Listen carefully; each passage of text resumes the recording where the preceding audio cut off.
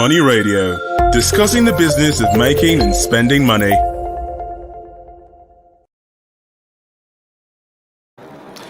Hello, you're welcome to today's edition of Money Radio, a program that brings to you the latest developments in Nigeria's business and economy cycles, and of course, issues of business globally.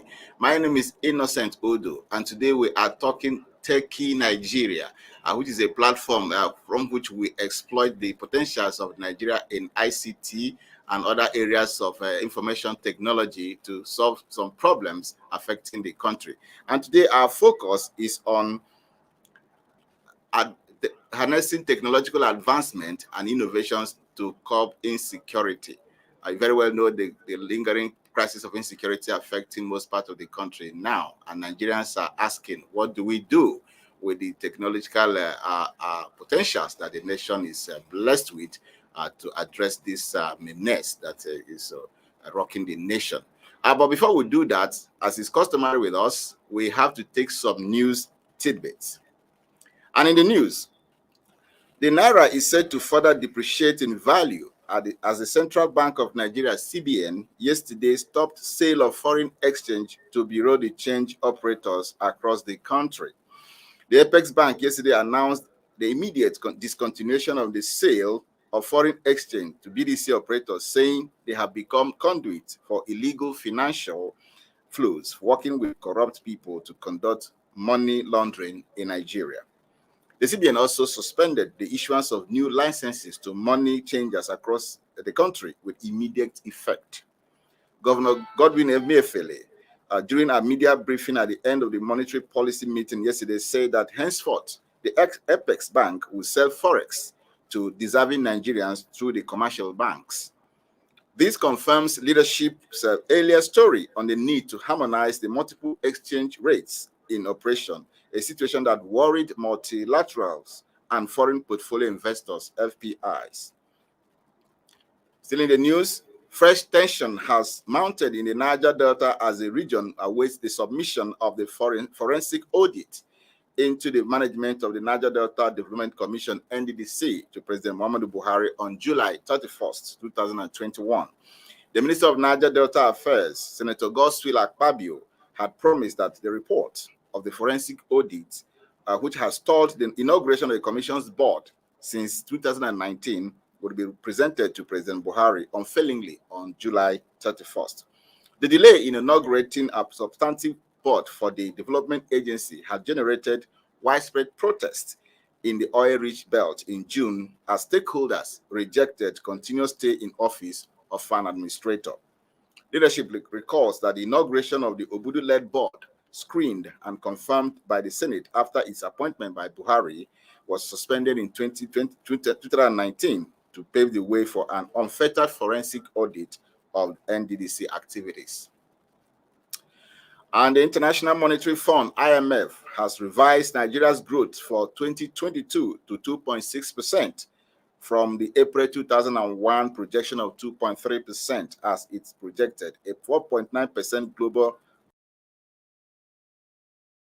projections unchanged in the July 2021 World Economic Outlook. The global economy is projected to grow at 6.0% in 2021, while the Nigerian economy is projected to grow at 2.5% this year. Although the 2021 forecast is unchanged from April, the IMF said there are offsetting revisions across advanced economies and emerging markets and developing economies, reflecting differences in pandemic development and policy shifts.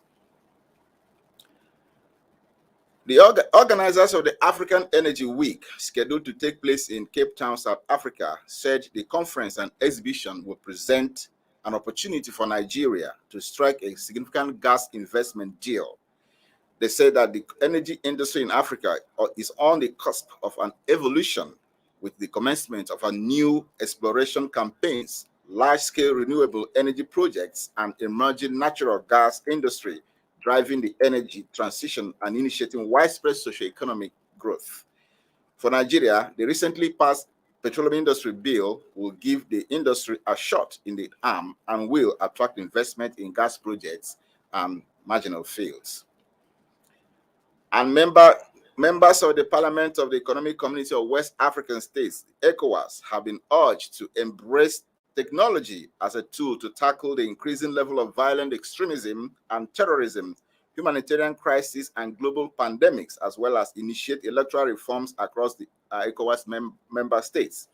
The Speaker of the ECOWAS Parliament, Sidi Mohamed Tunis, made this call on the parliamentarians and governments of member states in his remarks at the opening ceremony of the delocalized meeting of the Joint Committee on Political Affairs, Peace, Security, and African Peer Review Mechanism, Legal Affairs and Human Rights, and Telecommunications and Information Technology for the ECOWAS Parliament, holding at Winneba, Ghana, from 27th to 30th of July 2021. He emphasized the need to harness the merits of the latest technological advancement and innovations and intelligence as viable tools to curb insecurity, adding that the evidence shows that societies mired in violent conflict are often characterized by lack of development and shortage of economic opportunities. That's it for the news. We'll take a short break. When we come back, we will talk about the harnessing the potentials in the technological space for the fight against insecurity. That's when we'll come back.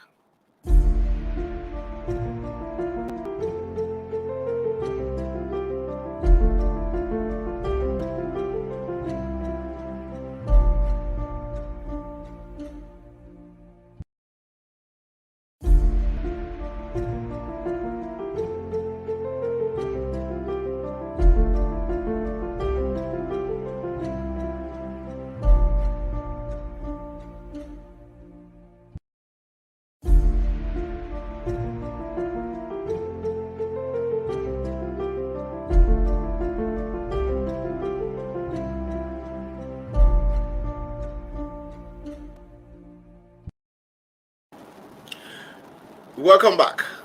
If you're just joining us, we are talking about harnessing the advancement and innovation in technology to curb insecurity in Nigeria. And I've been joined by an ICT expert and cybersecurity consultant, Haniel Jafaru. Haniel, you're welcome to the program today. Thank you very much. It's a pleasure. So, Jafaru, technology and security.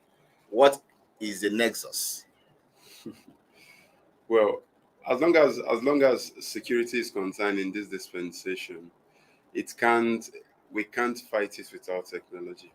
Technology has grown to the state where it is now a very relevant tool in fighting insecurity. So it's not, you can't separate both. At this point in time, you can't separate both. In fact, you're supposed to put in technology to ensure that you are ahead of security. So it's where we don't have that technological advancement, or where we don't have those technology in place, then there is bound to be insecurity. There is bound to be insecurity indeed, just like the insurgency and the extremism in the country are actually, going almost out of control. Do you think that we have deployed enough technology in the fight against these problems? We missed it because technology, the insecurity is not technology in place. If technology was in place before the insecurity comes up, then it would have been easier to fight. It would have been easier to deter it. It would have been easier to curb the whole situation. But as it is now, the insecurity is far ahead. Then technology is trying to see how we can use technology to catch up.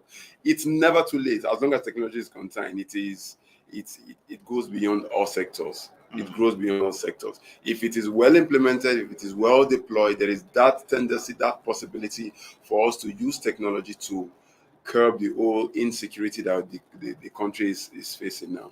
Okay, now there seems to be a challenge as you have presented it. We probably lagged behind, and now we're trying to catch up. Now, are we doing enough? Do you think that as we're trying to catch up and then cover the lost spaces, we have made enough in terms of efforts to be able to address this crisis? We are doing what we can do, but there are a lot of things that needs to be done. Let's take, for example, the whole national identity thing that we're doing. Yes. If there was a standard national identity before now. The issue of banditry, the issue of terrorism, the issue of insecurity, it wouldn't have come up. Yes. Because you would have been able to narrow down the whole culprits. You would have been able to narrow down all the persons involved to get them arrested or get them charged or prosecuted before now. Now we've missed that part, and because we've missed that part, they've grown. They've grown to the extent where they begin to influence others, and the others they are influencing, they are not in the database of the country. So it means that those ones are also going to influence others, and that's how they keep growing in the area of influencing others and expanding the level of insecurity, while we are trying to now develop the national identity. Now, even the process at which we're using to develop the national identity or build in the national identity management system that the country is trying to put, that's the one that's been organized by NIMSI. We're just let it be as though we have a national identity. There is no strategical approach to it. We are just, everyone come and register. How do you know who's actually Nigeria? How do you know where the person is from? How do you know that the person is giving you the right date of birth? How do you know that the person is from a certain family? It's because we lost out from all this information right from when we were supposed to do that. Date of birth is not supposed to be NIMSI's issue. Yes. It's supposed to be the National Population Commission that's supposed to give you date of birth. Now, if you go to hospitals give you date of death. Now, if hospital is giving you date of death, National Population is giving you date of birth, don't you think there's discrepancies?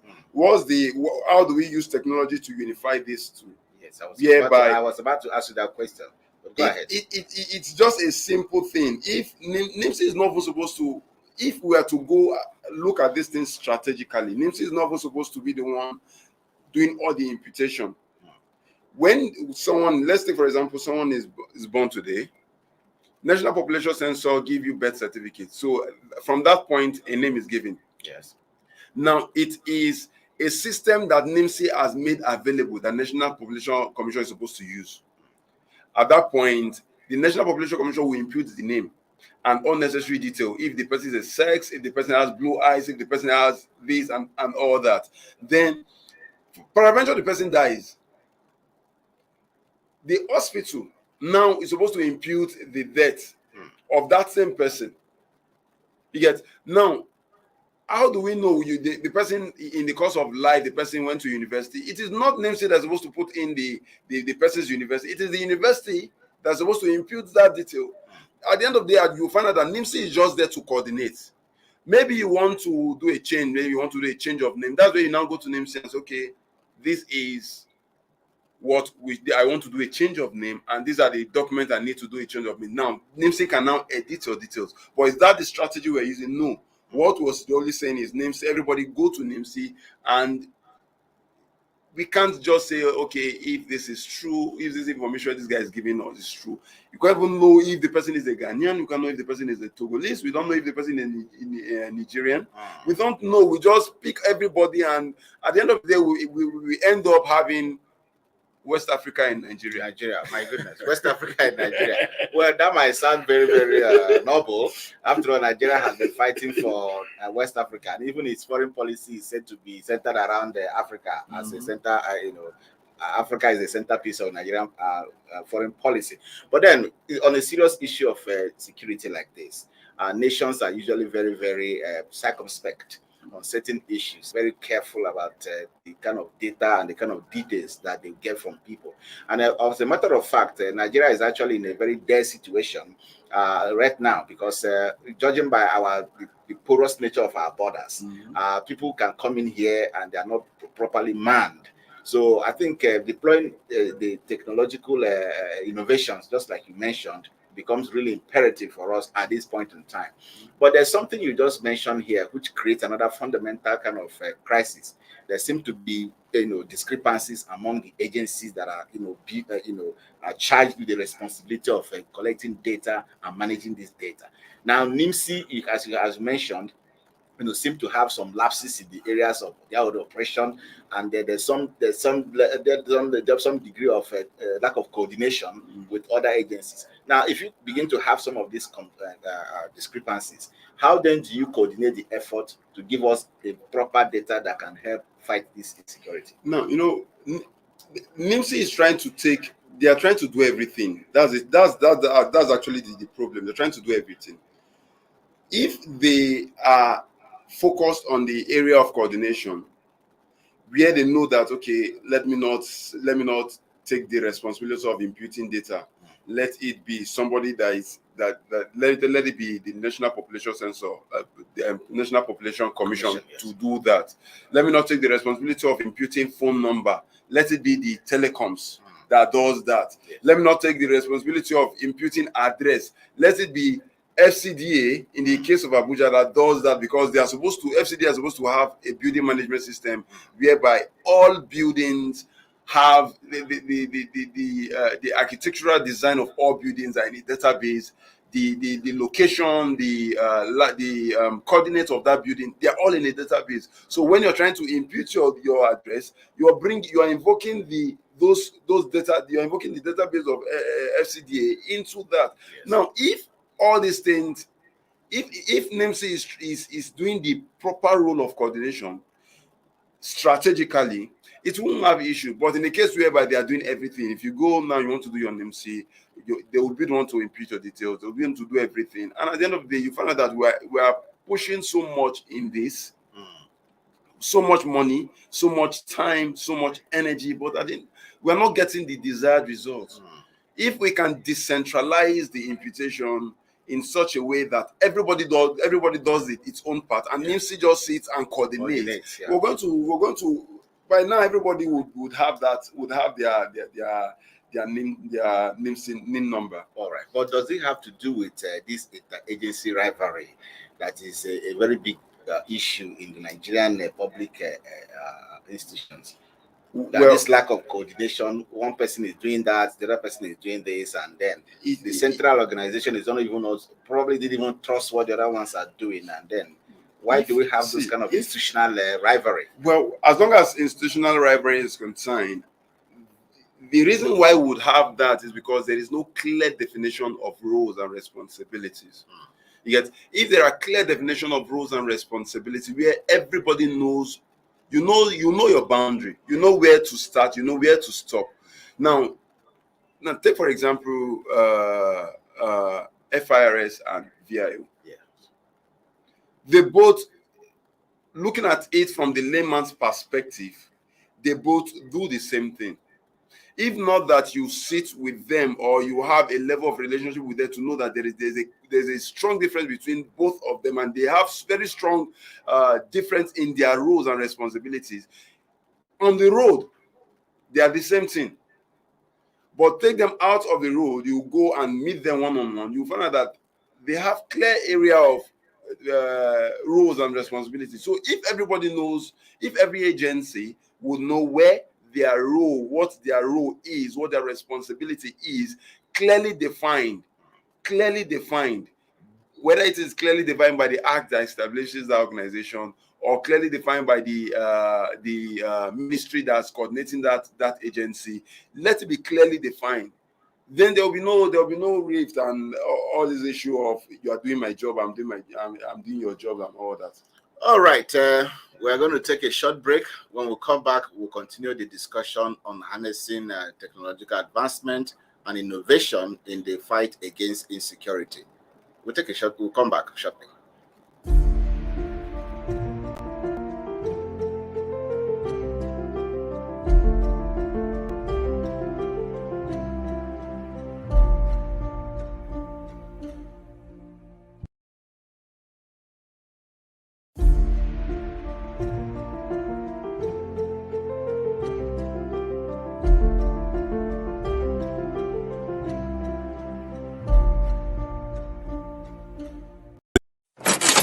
Money Radio, discussing the business of making and spending money.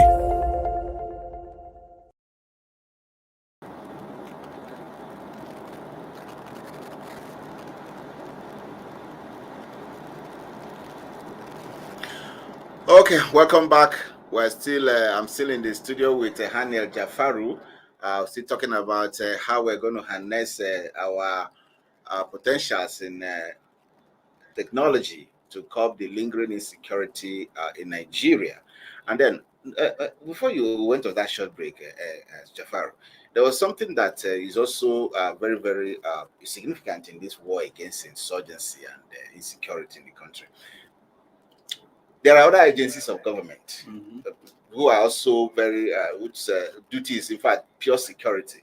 The Nigerian police, for instance, the DSS, the NIA, Nigerian Army, and the rest of them. There are more than 27 agencies of government who are in security, cycle fighting this war against insurgency. Now, the problem, however, is that just like you mentioned, the issue of NIMSI and the rest of them, who have, not been able to put themselves together to understand a single goal and have a vision around it. The other agencies of government have also been there. The army has been fighting the insurgency in the northeast and the northwest, and of course, but the thing is that the banditry, in these two regions are is beginning to even be more pronounced. You can hear just yesterday, an 80-year-old first-class traditional ruler was abducted. Then that's not the first time they've been abducting traditional rulers. They've also been abducting students. Some students are still under the captivity of the terrorists and so many things. So you can see that there seems to be a problem somewhere that is fundamental, and we have not been able probably to even identify that problem, let alone applying solution to it. So I'm coming to the issue of the insurgents seemingly having the upper hand. They now know where to get the people, how to take them away, while the security agencies, even with the minimum effort, will not be able to address the issue using these technological advancements. Well, the reason why it seems as if the insurgents are having upper hand is because the military and paramilitary arm have not been able to properly integrate technology into their operations. Because everything that happens within the ambit of the insurgents still has a level of technological innovations attached to it. Because these guys, terrorism is growing because very soon we'll begin to hear what we know as cyber terrorism, yes. Where terrorism moved from the physical terrorism to the cyberspace. Now the casualties will still be the same thing. The target may still be the same thing, but it's going to be on a broader scale. That's scary, Yes. It's going to be on a broader scale, and the terrorist groups are going to be on the increase, because at this point in time, you don't need massive person. The numbers does not need to be very high for you to be a terrorist group. As small as 2 persons can be a terrorist group, because all they need to do is to know how to carry out hacking activities. You get? So the reason why it seems these guys are having upper hand is because we've not been able to integrate what is called intelligence. Now, what I mean by intelligence, I'm not talking about human intelligence, because intelligence are in diverse means. There is the human, there is the host int, and there is the science. The human is the human-based intelligence, which everybody does. Both the military and paramilitary, they do that. But beyond the human intelligence, we've been trying the human intelligence approach. It's not giving us the result we want. Why don't we look at the possibility of going into the cyber intelligence? Because we've neglected that perspective. The cyber intelligence is where somebody is here, you get all the information about the person from the cyberspace. These terrorist guys, they have phones. No matter how outdated the phones are, they are phones. They make use of wave. Now, if the phones are outdated, it means that the traffic is not encrypted. That means you can actually sniff through the traffic. And I know fully well that the Cybercrime 2015, Cybercrime Protection and Prohibition Act 2015 permits security agencies to intercept for national security interests. So if that is given, if that law has been that Act has given the security a mandate to ensure that giving them the opportunity to intercept traffic for the sake of insecurity. Why are they not exploring it? Every you're calling whatsoever person you're calling. These guys they know fully well that they can't meet together, so they may be running their operations from the cyberspace. Now, the picture you just painted is very scary. The terrorists are beginning to think about this. I'm thinking so. Going to the cyberspace that to begin to operate in that level. And Nigerian security system hasn't, like you said, deployed enough security in terms of even intelligence gathering to be able to counter them. And that's why we're already having this problem at this level. Now, would we have to now wait for them to graduate to that security, that level of cyber security before we now begin to act? I asked this question on the backdrop of the fact that, recently we heard very, very tragic news, if you ask me, that the terrorists shot down a military aircraft. Nigerian Air Force military aircraft was shot down by terrorists. And this is very, very dangerous. It then means that the people have acquired superior firepower with which they can now bring down aircraft. And then, well, let me not make it more scary. Let me not make it with what we've seen. Just have this imagination that an aircraft, a military aircraft, is in the orbit, and all of a sudden it lose control and landed in the base of this terrorist group. Okay, but now there's some hope, if we might say, because we just heard that Nigeria has acquired a 829 Super Tucano fighter jets that have all the facilities you might think of to help Nigeria to curb this insurgency. Let's hope. Do you hope that this addition of weaponry will help Nigeria in this fight? It will. Every necessary weapon every weapon that is needed to help us will, in its own way, help, but not when it is used in isolation. Because you can't use a weapon in isolation and expect a broader result. Yes. But when you are able to, you harness the technicality from this field, you harness that from this field, you are bringing them all together. Gives you a part, just as if you're getting the aircraft now, you don't have the right person to fly it.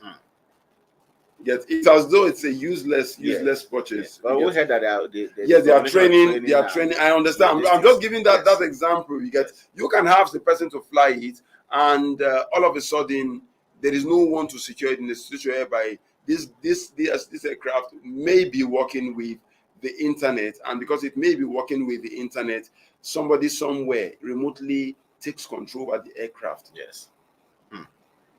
The person is not there, but the person is in control. That's the kind of insecurity that we should be expecting. And I say, may we not get to that level, please. Yes, it does. If we do what is right. Okay. We've been talking about harnessing technological advancements and innovations to curb the insecurity trouble in Nigeria. And I've been here with Haniel Jafaru doing justice to this very important topic. And it's on that note that we draw the curtains on today's edition of Money Radio, and we promise a bumper edition for you when next will come. Thank you and stay blessed.